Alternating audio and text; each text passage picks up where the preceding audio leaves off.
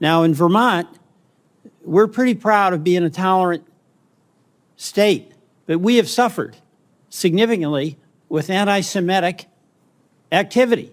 It's horrifying. One of the things that's really terrifying to me is that when folks want to go to their synagogue, they have to have police security.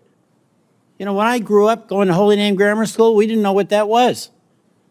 We just went to church. And in Vermont, we had 3 young Palestinian men who were home visiting a grandmother for Thanksgiving. They were out walking. They were speaking Arabic. They had on a keffiyeh. They got shot. They got shot. I'm horrified at what has happened to them.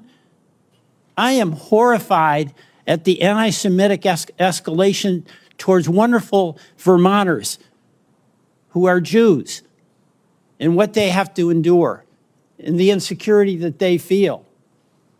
So my view here is that let's acknowledge every single one of us is horrified about the expression of hatred towards a Jew, towards a Muslim, towards an Arab, and try to figure out how best we can act. And that does include enforcement.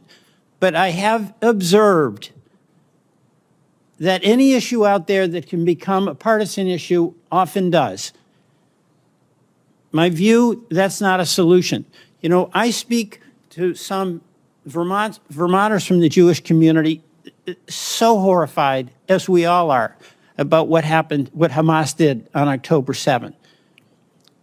We have a teacher who had a student and was killed on October 7th, and she posted about it and suffered enormous online harassment.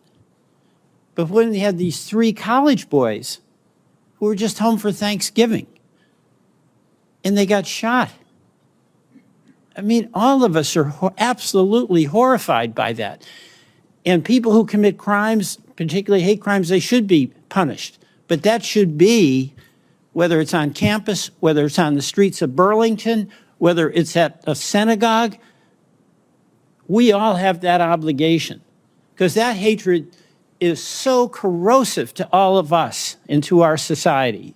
And if we, as a society, can't accept the collective responsibility that we each have for the well-being of one another, then it's not going to work. So, Mr. Chairman, I appreciate the hearing, and I want to thank the witnesses, because you're struggling with it day by day. You're trying to help us find a way forward. But it's not going to be just a law that we pass. It's not just an indictment that we prosecute, and those things should be done. But it's going to be much more a collective responsibility that we have as citizens to one another.